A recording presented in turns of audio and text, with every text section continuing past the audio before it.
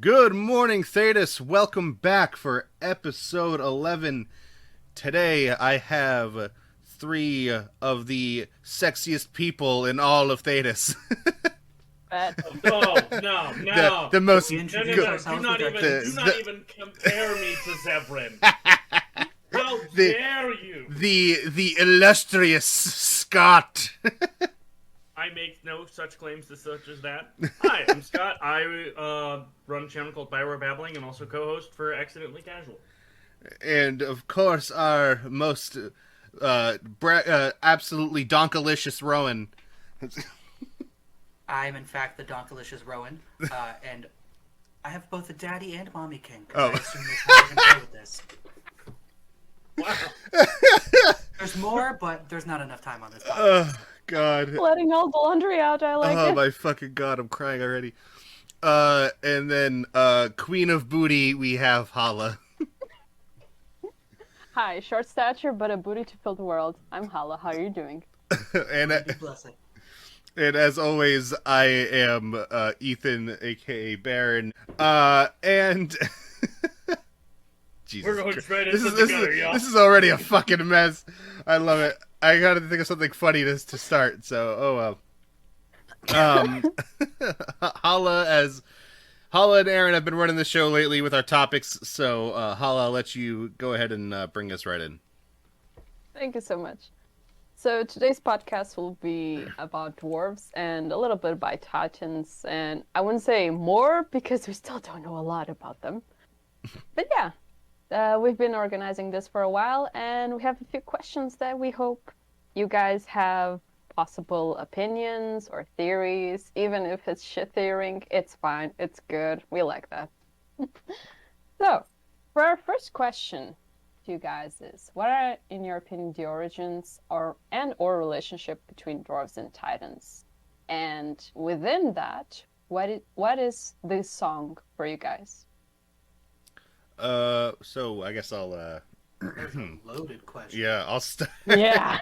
I'll start. We're starting them thick. Jesus. Yeah. Hell yeah. Damn. All right, cool. So I don't know. I like the idea of the origin of the dwarves to kind of be like some type of creation of the Titans. I think that's a pretty good aspect that they already kind of talk about in the game. They kind of say like, oh, don't they say the dwarves come from the Titans? Oh no, they come from the stone, which is the Titans. So Yeah.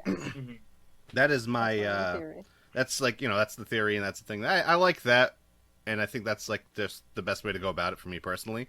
Yeah, I think that the dwarves come from the Titans. I think if they weren't literally coming from them, like somehow the Titans use the magic from the lyrium that was in their veins to spawn them in some way.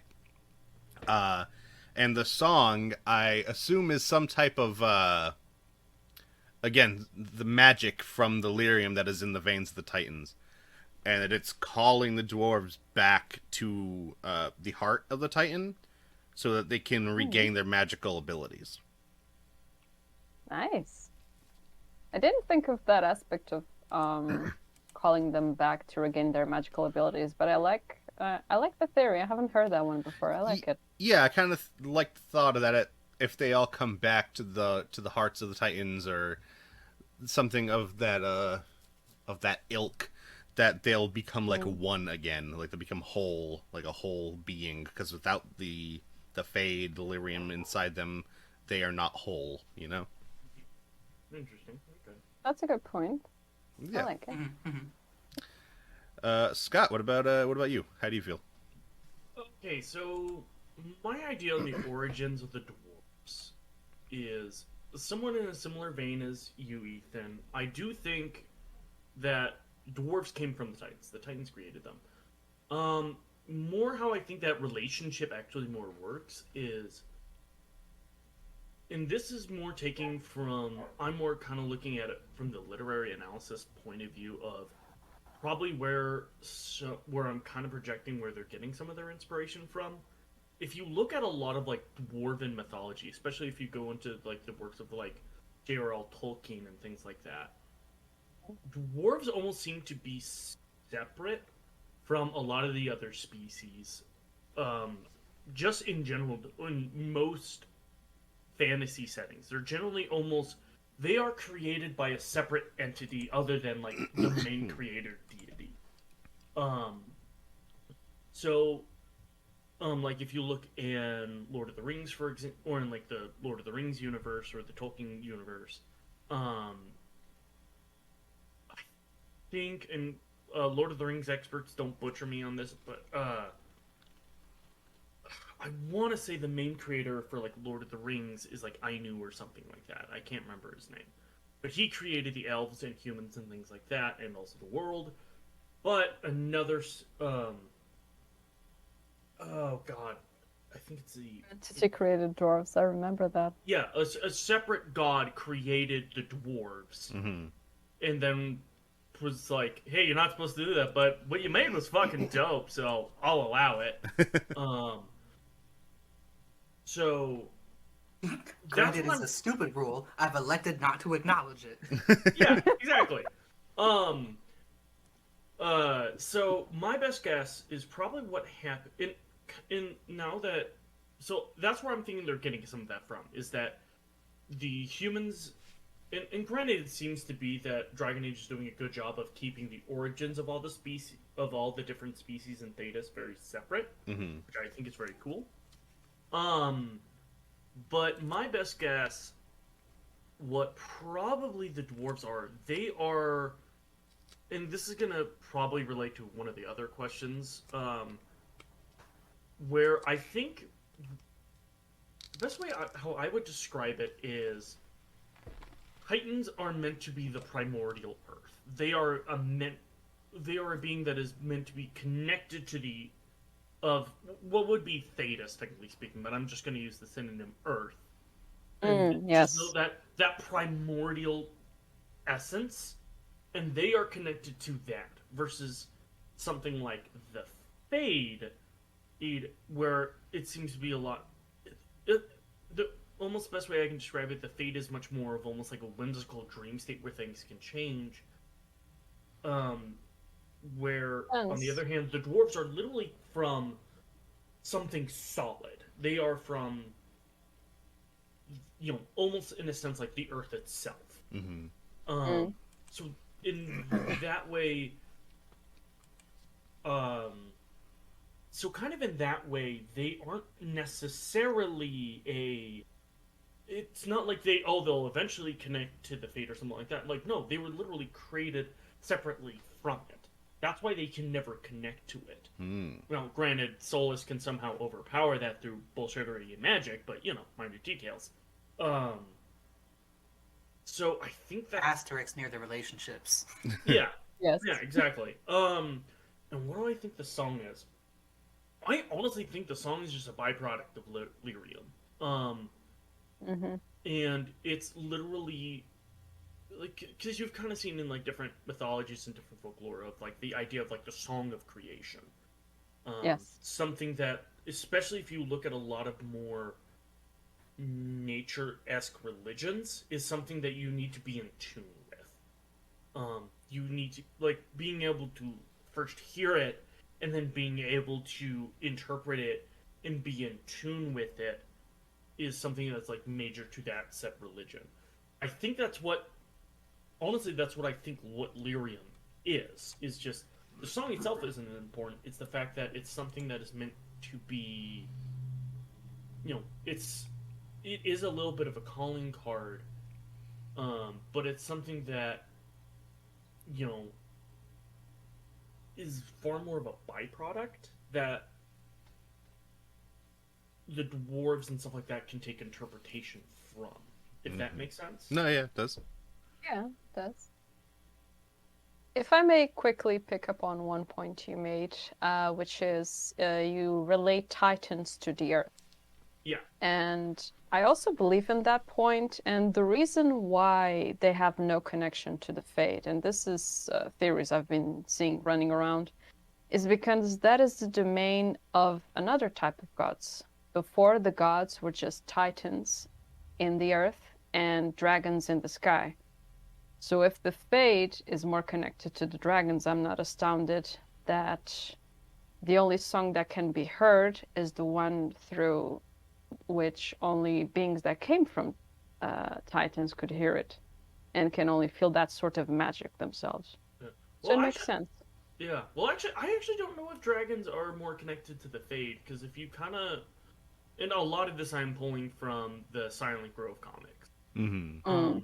Some of the stuff that they talk about, especially in the last issue of the comic, spoilers for issue 6 for that one, is they talk about the dragons in a sense where they are very much tied to the lifeblood of the world of Thedas itself. So I feel like they're almost more connected. I would say almost cousins to the Titans in the sense where it's like if the Titans are of the earth, the dragons are of the sky. In kind of that like kind of how like you see in like different mythologies, you have different creatures or different beings that are connected to different elements. Mm-hmm. Now, They are granted, co-rulers. yeah, no, I'm wondering what the hell is water because I'm a little terrified of that. It's probably going to be those fucking giant monsters that are going to be in DA4 that they showed in the concept art. Yeah, which oh Jesus Christ, oh. I can't wait to fight that and kill it. God, I'm going to cry. Oh my god, yeah, you're afraid of going underwater. I forgot. Yeah, that's the Well, fear of good. deep water. Yeah, good news, Ethan. You don't have to go to the water. The water will just come to you. On the bright side, once it gets out of the water, just due to displacement, you'll be fine. I was playing Far Cry 6 the other day, and I accidentally... Oh, no, Ghost of Tsushima. And I accidentally fell off of a ship, and I landed in the water, and I was like, and I got back on the and I got back onto the ship, and I was like, okay, it's okay. I'm fine. So, Rowan, what are your thoughts on this? So the first thing I'm going to do is I'm going to swerve the whole thing and question what exactly is the Titan itself, because we don't have a concrete answer.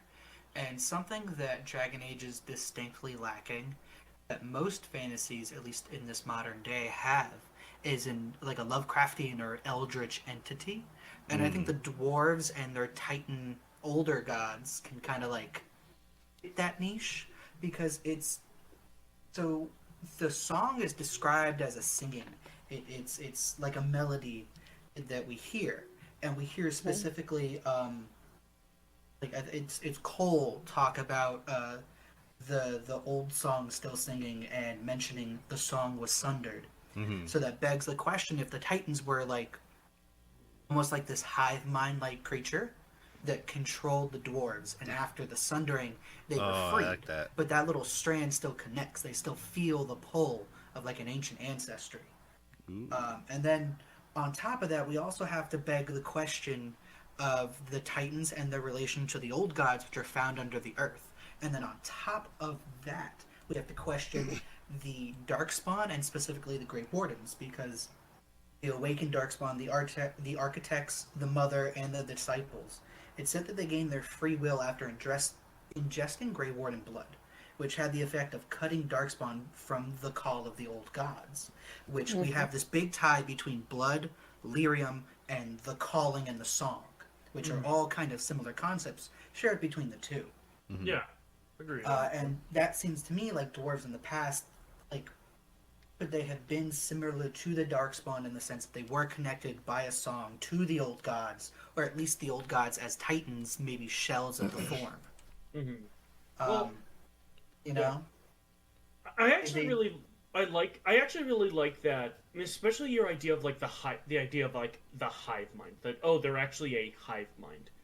because then that connection of blood, both with Grey Wardens and Titans, I'm sorry, with Grey Wardens and Archdemons, also falls to Titans, because it said that lyrium is the blood of Titans. So now we have this string of connections of blood having power with a song to an old entity.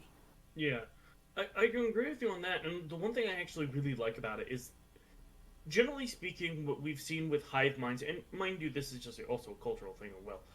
Minds are generally bad. They are Yeah. like if you looked at things and a lot of the times they're used as villains. Like in So, Halo, like, the Flood. Halo, the Yep. Tyranids,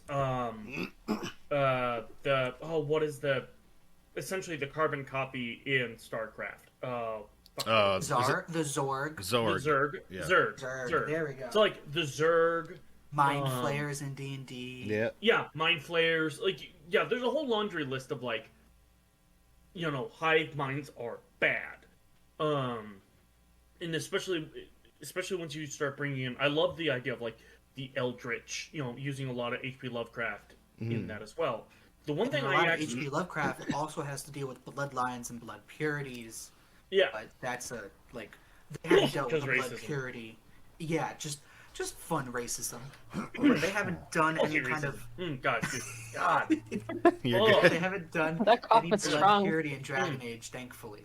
I've been feeling Yeah. like I mentioned earlier about the water demon. I imagine that we'll get more of that eldritch horror type stuff from that as well. Oh, 100%. Oh, absolutely. And then that other question, that last little bit that ties into all of this, is technically red lyrium is blighted lyrium, Yeah. right? Yes. Therefore, we have that same connection of blood of each other almost freeing them, and then we also have to consider what happens if a Titan's heart becomes blighted. Oh shit! Yeah. Mm-hmm. And Oh, then shit. the other thing that I want to consider is the relationship between both Titans as a physically grounding entity Mm. and the elves being this ethereal, airy lightness. Yeah. Because through a couple other ideas that we can put together is that lyrium enhances magic, which we have to consider either as blood being a powerful entity that we've clearly established, and blood magic also being powerful. Or it could be the fact that Templars use lyrium to ground reality. And now we have this strange dichotomy that doesn't line up with our preset ideas and established lore entities, which means that there is a connection between Titans and the elves. But we're Yes. just not sure what. Because everything connects to the elves. Yeah. So But that's also a weird thing because it's said that dwarves were one of the original races that existed even before the elves and their creation, because the elves don't know how the dwarves were made, and the dwarves don't know how the dwarves were made. But dwarves speak common tongue and spread the common tongue everywhere, which means that at some point they were on the surface, or Yeah. at some point there was no surface. Yeah. Well, or you can even go a little bit further than that and just say like common, or what the common language is literally dwarven in origin. And then Which means that was there an ancient human language that we don't know? oh, more than likely. it's probably something with like All right, my inner anthropologist. the is coming out, Avar. but yes. Yeah, probably something to do with like the Avar or the Chastened or something. Oh yeah. Mm-hmm. Yeah, there more than likely probably was an original, like a human species, and then especially, generally speaking, common languages will come about either from trade and or a dominant power. Dwarves also made trade and currency. That's Yeah. like part of their confirmed lore. Yeah, like a good example is like Native Americans developed sign language as a trade language. So then you didn't have to speak 8 different languages just within your local region to be able to communicate with everyone. Everyone, when they're trading, would have a singular sign language for trade and things like that. And Another then, thing to consider is if dwarves have that natural resistance to lyrium, it doesn't affect them, then would red lyrium affect dwarves?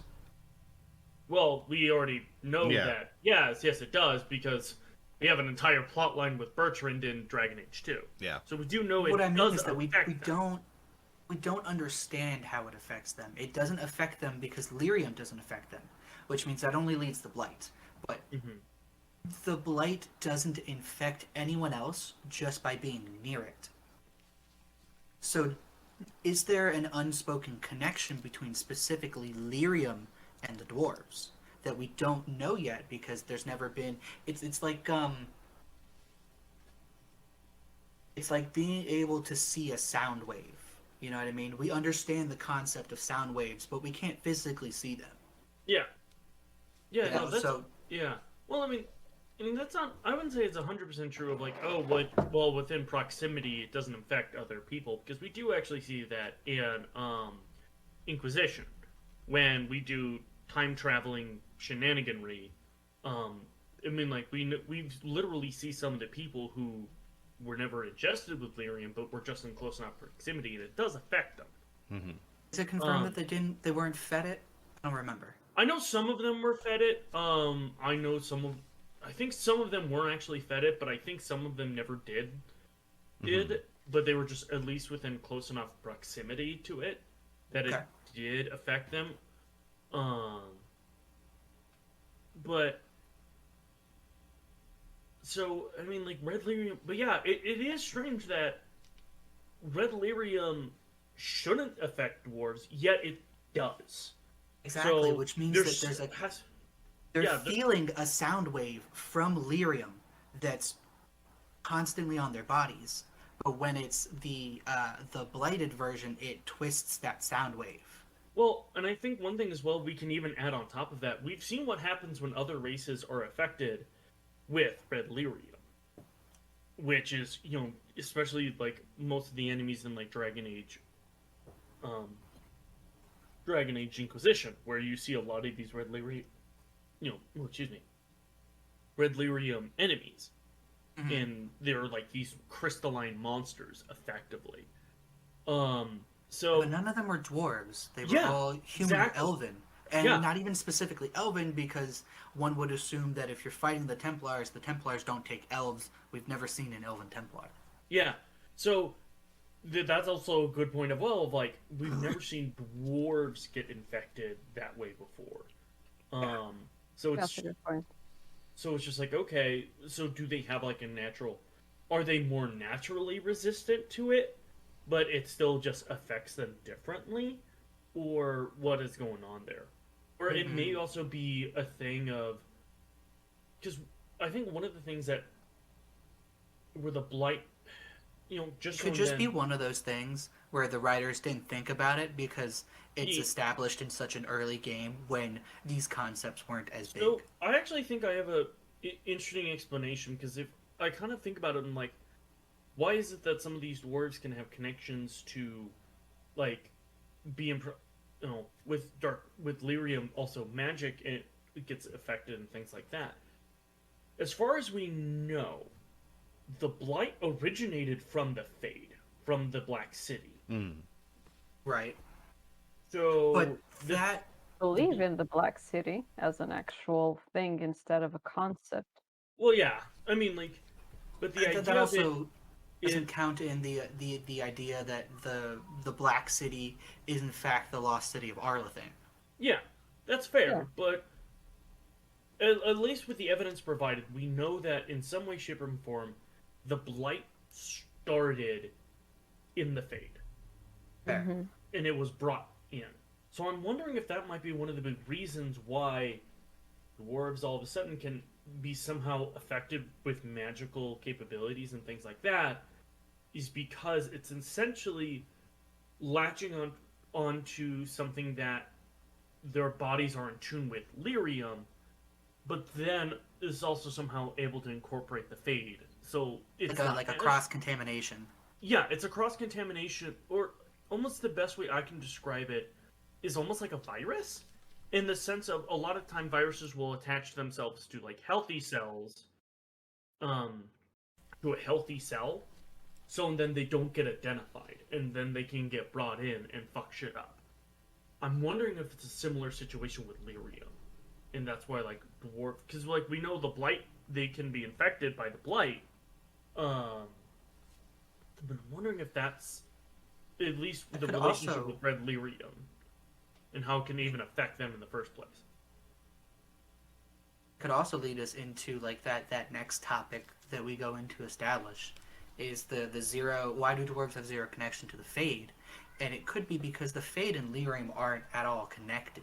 Yeah, Know what I agree. mean? Yeah, I very And- much agree with you on that one. The only reason that it might, and the only reason that like we can see at the end of not Trespasser at the end of what's the Dragon Age? It's Inquisition. It's the DLC where you go The Descent. underground. Uh, Descent.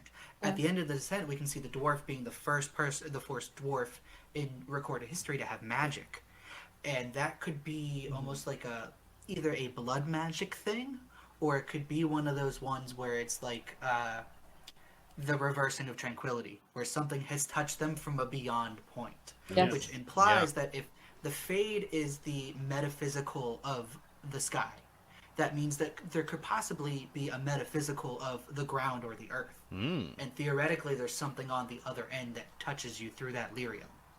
Well, you do have the sky underground that we saw in the Descent. Exactly. So it's perfectly possible. Yo, does that Yeah. mean that, like, Thedas is technically flat Earth? No, God, that's not. It's not. No, that's not flat Earth. It's what's it Bad, called? Rowan. Bad. I don't know about you, but I'm a flat Thetaser now, and I will hear nothing else. No, it's not the flat Earth people that believe that. That's Hollow Earth. No, I don't think it's flat Earth. Oh, I no? don't think it's hollow Earth. I think it's flat Earth. I think that's just the underside. Okay. Like when you were a kid and you're like, oh yeah, you can dig to China, kind of thing. Yeah, jeez. All right, well, I have I will not hear anything on that because there's no proof that Thedas is round. I'll give you that. There you go.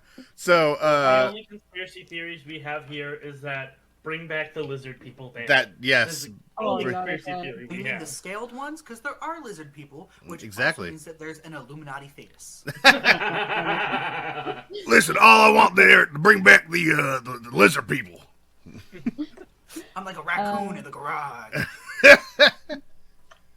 Just to add in my 2 cents to the first question real quick. So I think that dwarves didn't exist before at all, before the Titans. But they existed in a form, per se. Oh, so like So- a proto dwarf. Not quite. No, not quite. So here's the thing.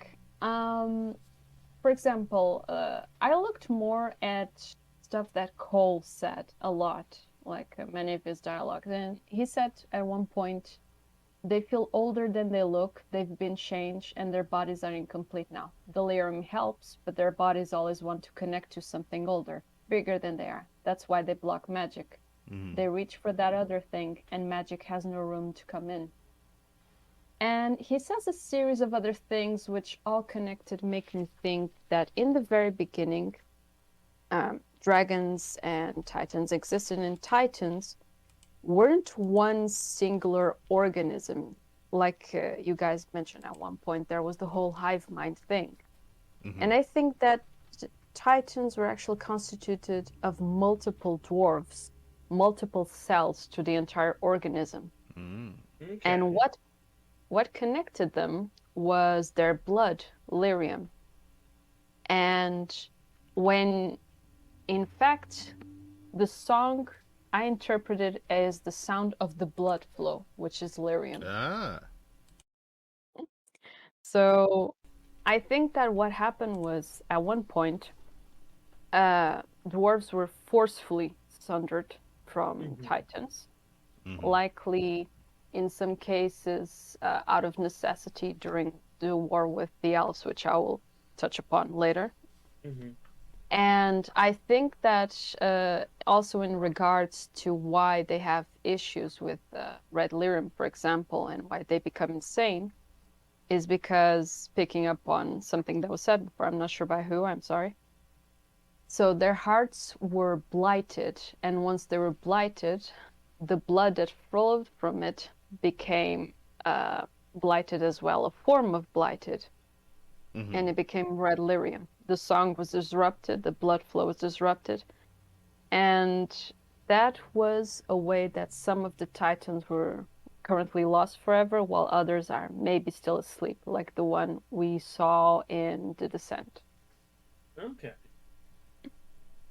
So that was... Yeah, I like that. Yeah, I feel like everybody's got very good thoughts on this. I like it. It Oh, also yeah. begs the question that if those... Go away, I'm busy. I hear a kitty. You do. It also begs the question that if those blighted titans, like the lost ones, are still there and they are blighted, Yeah. I can't remember if we know a way to cure the blight yet. No, there hasn't been one. Mm, Uh, yeah. Well, I mean, Not that- technically, it's happened, but like we don't know how. Okay. It's happened to one Fiona. person- Yeah. Oh, well, no. Yeah, Fiona was... Yeah, okay, I guess that's true. Yeah. Ooh. Oh no, that's easy actually. She was pregnant with a Theron, who is a direct descendant of Calenhead, Hmm. who drank the blood of dragons. And I'm guessing dragons can to a degree overpower the blight because you have reports of them being blighted, and what they do is they develop this body around it and then just expel the blight when they could. They could, to a certain degree, if there was not too much of it, like stall the blood in their own bodies. Interesting. I haven't heard.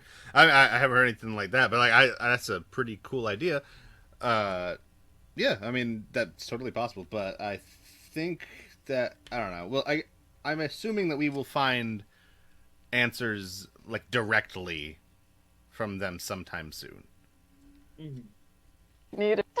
Huh? I Would you say, Halla? mean, Okay. I said, please, we need it. Oh, yeah. yeah, I It was about is. to say, and none of the soulless, like, I know I bitched about this last podcast I was on, which was a while ago, but please don't do what fucking soulless did. Like, where it's like, oh, you gave us some exposition that is literally super deep, or is super shallow, and does not provide any context whatsoever, that you're like, what you're telling me is fucking useless. It's like, God, I always love using the analogy of, like, imagine someone describing the complexity of World War I by just saying, there was a war, and leaving out all the important context. It's just like, Anyway, He said everything without Technically, it's saying not anything. wrong. There Really. was a war. yeah, I'm like, yes, Yeah. you're technically not wrong, but, like, sweet Jesus Christ, you're missing some context. They do be Warren. Oh yeah. Yeah. So I think we did kind of hit a little bit on, like, why they don't have connection to the Fade. Oh yeah, no, we Yes. we did it. Yeah, that was So Rowan brought it up earlier. Yeah. So I I think- guess the next question is, what is the connection between elves, dwarves in the past and present, and is it relevant to the future of Thedas? well, I think it's very clear that in the past there was a war. God fucking damn it, Ethan. As I said, they do be warring out there. They, Uh, they do. They do. They do be doing it. Oh. And yeah, Siri? Shut up, Google. Or it was Nosy Google. bitch. But yeah, so presently I feel like there's not much of any serious connection. There's no fight, there's no struggle at the very moment.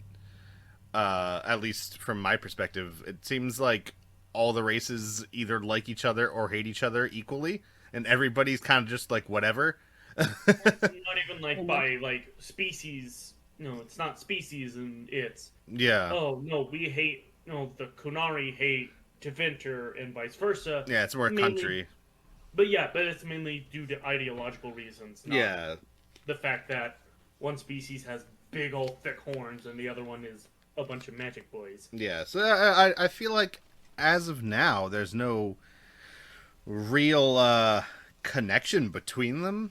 But I imagine as the next game comes out, I'm sure we'll go down into some new tags and learn some new stuff, or we'll get some yeah. information from the Evaneris and Solus, and we'll have a better understanding of everything. Yeah. I mean, if we That'll follow the track record for like the recent Dragon Age stuff, probably the elves. Yeah. Yeah, Well, most did likely. Yeah. Well- What about you, Scott? What are you thinking? Okay, so here's the thing. I'm wondering if there was conflict between the elves and dwarves. I actually think it's ancient history by this point, even by the timescale of the Evaneris. And the reason why I say that is because we do have someone from back then, Solus. And obvious. You can tell, like, he's rather opinionated, and he does let his biases come out. When the nice thing is about that, with those biases, we can kind of get a glimpse of, like, okay, what were the attitudes like back then? And since a lot of his attitudes were influenced by his time, which was much further than any of us, we can kind of get a good idea of that. He doesn't have any bad relations with any of the dwarves. Mm-hmm. Is it Doesn't possible? Go ahead, finish your thing.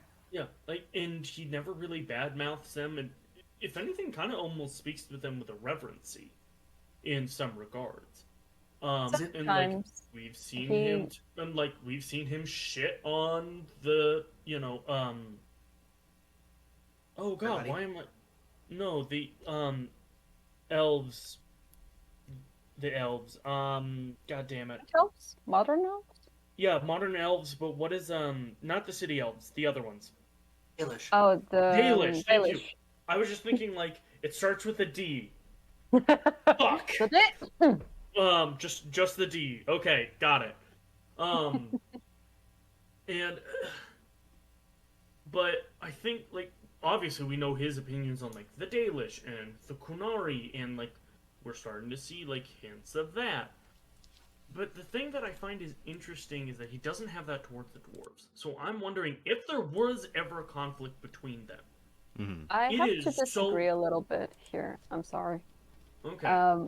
Like, if you go into the lines that he has, mainly when he's talking with Varric during, the field dialogues and stuff, you notice that he has tendency to ask questions about modern dwarves, try to figure out what they're about, but you see that he has reverence for the ancient dwarves. And these, to him, seem kind of a disappointment when he learns more and more about them, especially if they're surface dwarves. Yeah, yeah. Well, he's also super pretentious about cultures. So Yeah. it could just be a thing where he's like, hold on, you don't know where you're from? What do you mean? Yeah, no, but more my point is, Halla, that because we have seen him talk bad about other species in the past, if he would have had a bad experience with them, he would have had it, he would have had it back then, and we would have seen it. So I'm thinking that if there was ever conflict between the two, it's older than Solus. It's older than it's older than the Evanuris. That even by those standards, like that was so long ago, it doesn't matter. Which is also again really kind of ironic for Solus to have that mindset. I find that a little funny. Possible that we're dealing with okay, so there's two things. The first one is to consider that why were the old gods sent underground if that's what we choose to attribute them to be? You know what I mean? Why were they sent underground? What connection was there with specifically the dwarves and the earth and humans of that time to send them under there as a prison? And then the other question that we can come into is that is it possible we're dealing with like an almost Norse mythology kind of perspective where there was the maker, an ancient primordial being whose body was used to make the realms that we know now, in the sense that like in Norse mythology they killed Ymir's skull and used his brains to make clouds and shit like that. So it begs the question, is it possible that Titans, and specifically the underground of it, was the body and the heart, and that the Fade and the elves were the mind? I like that idea. Yeah, We're dealing with this again. It's a history that's so ancient and old that it's eldritch in its nature, which is something that Dragon Age is distinctly lacking. Yes. Well, I think I wouldn't even say it's distinctly lacking. It takes the very realistic approach of there's not a lot of there's not going to be a written record of those times. So there is an air to it that is mysterious and eldritch, but that's just because it's unknown. We don't know anything about it. So I think before almost the establishment of the Chantry is just described as ancient, and that makes it even more difficult because you don't have a lot of remaining written history Yeah. of the times before then. I mean, like, it's almost the best way I can describe it if I were to use a real world example. It's almost. It would be as if the Romans were trying to write about the Babylonians. Even though they are thousands of years. You know, like, the Romans were like, can declare, like, oh, back Romulus and Remus were. Those are the ancient times. We're going to declare that as ancient. It's that fun fact that, like, technically we're closer to Cleopatra than Cleopatra was to the pyramids. Mm-hmm. Yeah, exactly. Yeah, exactly. And especially just like to kind of go on to the Roman example, it's like you're trying to describe something that happened during like the Sumerian or Babylonian times, where it's just like you're not wrong. It's ancient, but like time scale wise, it's so far apart. Or Cleopatra. Or my favorite one is like. It was like a similar comparison to like Cleopatra to us is closer than Cleopatra to the pyramids, but the one I saw it compared it to Pizza Hut of like Cleopatra is closer to the founding of Pizza Hut than the ancient pyramids. And it's like, please explain to me why you chose the founding of Pizza Hut. Next time it'll be old McDonald had a pyramid or something. Because when the world collapses, I will 100% be measuring time from the birth of Hut. You know what's funny is that I genuinely, like, this is not even a joke, I measure time a lot by the release of when Halo 3 came out. You know what? Yeah, no, I mean, like, yeah. A lot of people be like, hey, what year was that? And I was like, oh, well, Halo 3 was like, what, like 2007? I don't know why. I don't know why when I do that, but it's also the same thing with Mass Effect 3, right? So I'm like, okay, Halo 3 was 2007, Mass Effect 3 was 2012, and that is like my basis of time. It's such an arbitrary marker. It's like, I don't know, how long ago did Burger King do chicken fries? Yeah, okay. Oh god! You guys have chicken fries? I want that. Oh, you don't have chicken fries? What? You don't have chicken fries in Portugal? She's European. She's European. It's okay. She's not a fat fuck like we are. So it's chicken, right? But it's like really thin and fried like a French fry, and you get it in a box like a French fry. Oh, it's so good. I will literally go to. I'm going down the street to the movie theater in a little bit, and when I get there, I might stop at Burger King just to get fries and send them to you. They're officially back. Please do.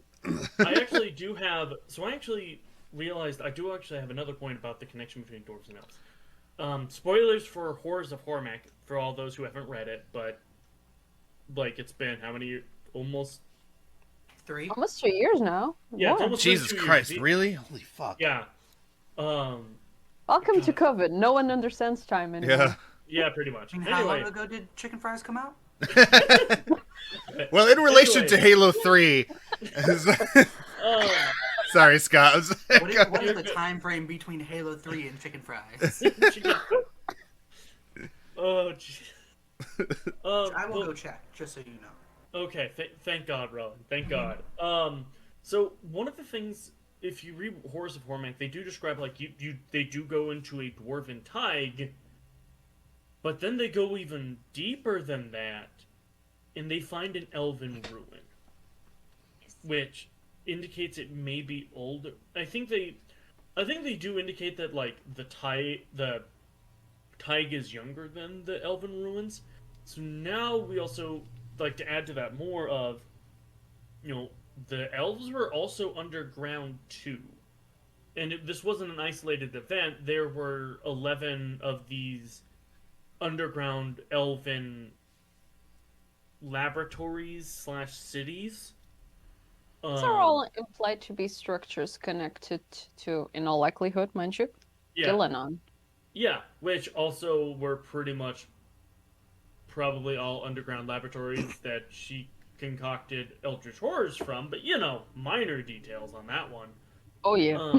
But like, there's also that indication of like, okay, so did the elves also like? Okay, we thought dwarves were the only ones exploring the underground, or I guess if I were to use D&D terms, the Underdark. Is it possible that the Titan itself is older and or younger than what we're mentioning? In the sense that like the Titans are so old and hadn't really been discovered kind of event, or is it that they hadn't formed yet and that's what they were exploring underneath? And then, for reference, Chicken Fries came out 2004. Halo 3 came out 2007. Actually, I looked it up into Chicken Fries. I was saving that, and I saw that Chicken Fries came out 2005. You're spreading false information. 2004 because that was the creation of them, not the Burger King release. Oh, I'm talking about the Burger King release. I was also on the Chicken Wikipedia. Fries. September 25th is when Halo 3 came out. 2007. Oh god, this reminds me of my old debate days where people would literally debate sources on literally the time that they released. And Look, some of us do that for a living. Okay, we don't have a choice. Well, I mean, like, I understand that, yeah. Quickly, I'd like to say, Burger King and Halo aside, I do have to cut this episode short. So, before we go, I'd like to ask you guys a question. Do you want to answer the last question quickly, right now? Or would you guys rather make a part 2 to this episode? I want to do a part 2 because that is a big question. That's the most loaded one because it falls into DA4 speculation, and then that's a whole podcast on its own. You know what I mean? And I'm literally getting dressed as we are talking. You know, your audio quality is fan-fucking-tastic for, like, Thank you. You moving around and stuff I'm like that. honestly kind of sad I haven't heard you take off your pants. Actually, I was putting on pants. It's because you had to take off pants in the first place. No, I was in my boxers. Oh, damn. Oh man, you're weird. You don't put on fresh underwear for work? I'm not going to work. I'm going out. Oh. You put on fresh underwear to go out? I mean, they are fresh. They're not dirty. But all right. So. Yeah, I'm You're definitely. going on a date all musty. No, dude. It's not a Don't date. do It's out that. with my buddies. It's just out with the boys. Some people really okay. do like the must. Don't discount that. I've been with a few Yeah. ladies in my Okay, time. I fair. know a thing or two. But As long as we're continuing, add All must right, to the all right. I gotta shut it down. Thank you guys so much for working with me on this episode. I appreciate you, Scott. I love having you here. Thank you so much. Halla, Yeah, as always. Great to be here. No problem. Halla, as always. Thank you so much for taking care of everything, get us all set up and all the planning and stuff. You are a godsend. Mwah, I love you. And Oh, my pleasure. and Rowan, you are my baby boy. You know I love you so much. Thank you. Thank you for being here. big funny man. Oh, yes. Just dudes being dudes. Guys being guys, dudes being dudes. And Thedas being Thedas. Thank you very much for They stopping just being by. flat, get it fucking right. And we'll fucking see you next time, Thedas, you fucking gorgeous son of a bitch. I'll see you. Flat piece of rock.